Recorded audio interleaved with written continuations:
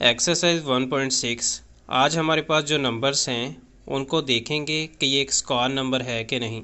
सबसे पहले हम इनके फैक्टर्स ही निकालने की कोशिश करते हैं। फॉर एग्ज़ाम्पल हमारे पास 18 है। 18 के लिए सबसे पहले करते हैं 2 पर लेकर जाते हैं। 2 9 टाइम 18 और फिर 3 टाइम 9। तो यहाँ पे हमारे पास देखें, इसके फैक्टर्स देखते हैं। 2 मल्टीप्लाई बाई 3 मल्टीप्लाई बाई 3। तो यहाँ पे अगर हम इसका स्क्वायर करने की कोशिश करें, स्क्वायर हमेशा आता है कोई भी जो नंबर है उसके ऊपर 2 आता है, छोटा 2। इसका मतलब ये होगा जो ये नंबर है, फॉर एग्ज़ाम्पल 4 का स्क्वायर 2 है। आप इसको ये भी कह सकते हैं 4 का स्क्वायर। इसका मतलब है 4 मल्टीप्लाई बाई 4, ठीक है, 8, यानी कि 4 की 2। इसी तरह हम ये स्क्वायर करने की कोशिश करेंगे। अगर हमारे पास इस तरह स्क्वायर आएगा किसी नंबर का तो हम बोलेंगे कि ये एक स्क्वायर नंबर होगा।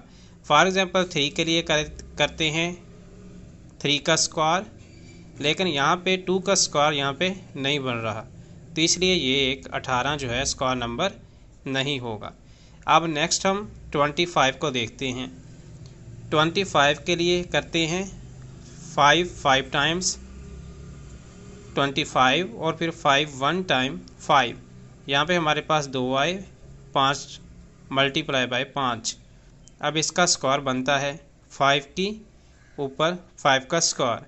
इसका मतलब ये हुआ कि हम 5 का स्क्वायर 5 मल्टीप्लाई बाय 5, तो ये 25 आता है, और हमारे पास यहाँ भी 25 और यहाँ भी 25। इसका मतलब 25 स्क्वायर नंबर होगा।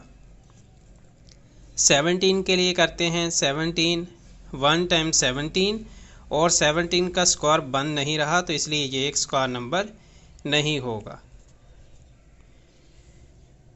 तो यहाँ अब हम बात करते हैं यहाँ पे 144। इसके लिए देखते हैं कि ये एक स्क्वायर नंबर है कि नहीं।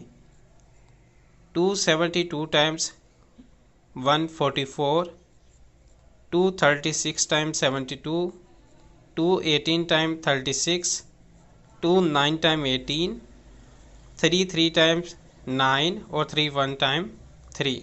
यहाँ पे इन सब को आप मल्टीप्लाई करें। 144 के लिए मल्टीप्लाई करें इनको।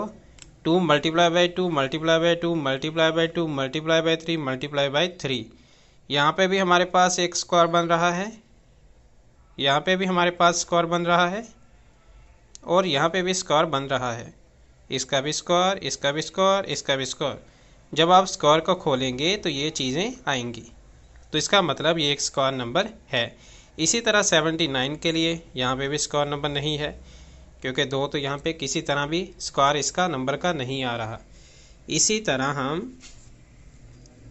169 के लिए करते हैं 13 टाइम 169, 13 1 टाइम 13 और 13 और 13। इसका स्क्वायर हो जाएगा, यानी कि हमारे पास 13 का स्क्वायर 13 मल्टीप्लाई बाय 13 को आप 13 का स्क्वायर भी लिख सकते हैं। तो इसको अगर आप खोलें तो क्या बनेगा, 13 मल्टीप्लाई बाय 13। जो भी जवाब आएगा वो इस तरह 169 आएगा। इसका मतलब ये एक स्क्वायर नंबर होगा। इसी तरह 68 के लिए देखते हैं। 234 टाइम्स 68 और 217 टाइम्स 34 और 71 टाइम्स 17। इन तीनों के लिए करते हैं 2 मल्टीप्लाई बाई 2 मल्टीप्लाई बाई 17। यहाँ 2 के लिए तो हमें 2 मिल रहे हैं, इसका स्क्वायर हो जाएगा 2 का स्क्वायर मल्टीप्लाई बाई 17। 17 का स्क्वायर नहीं आया, तो इसका मतलब 68 हमारा स्क्वायर नंबर नहीं होगा।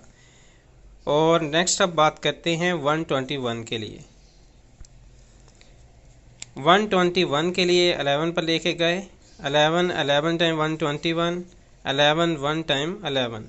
121 के लिए 11 इसका स्क्वायर हो जाएगा, यहाँ पे 2 आप लिखें, ठीक है। 11 का स्क्वायर, इसका मतलब 11 मल्टीप्लाई बाई 11, 121 आ जाएगा, तो इसका मतलब 121 स्क्वायर नंबर होगा। स्क्वायर नंबर तब होगा जब हम किसी नंबर के जो हम फैक्टर्स निकालते हैं और उनको मल्टीप्लाई करें तो हमारे पास दो आए ग्रुप बने तो वो स्क्वायर नंबर हो जाता है।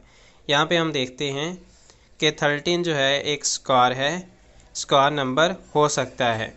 तो यहाँ पे हम 13 का स्क्वायर करते हैं, यानी कि 13 मल्टीप्लाई बाई 13 का स्क्वायर 169, तो ये हमारे पास आ जाता है। इसी तरह -8 के लिए करेंगे 64, 23 के लिए करेंगे 23, और जो भी आंसर आएगा वो हो जाएगा 23 मल्टीप्लाई बाई 23।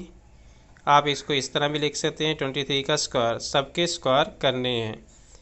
इसी तरह 17 के लिए 17 के साथ करेंगे और इसको 17 का स्क्वायर भी लिख सकते हैं इस तरह, बाद में उसका रिज़ल्ट लिखेंगे। 31 के लिए भी इसी तरह मल्टीप्लाई -31, इसको -31 का स्क्वायर भी लिखेंगे और उसके बाद उसका आंसर आएगा। तो ये इस तरह सारे आपके पास 43 का 43 मल्टीप्लाई बाई 43 का स्क्वायर, -3 मल्टीप्लाई बाई -3 का स्क्वायर, और इसी तरह 57 का स्क्वायर और -71 का स्क्वायर और 93 का स्क्वायर, सब के स्क्वायर करके आप आंसर इनको कैलकुलेटर के ज़रिए लेकर आएंगे।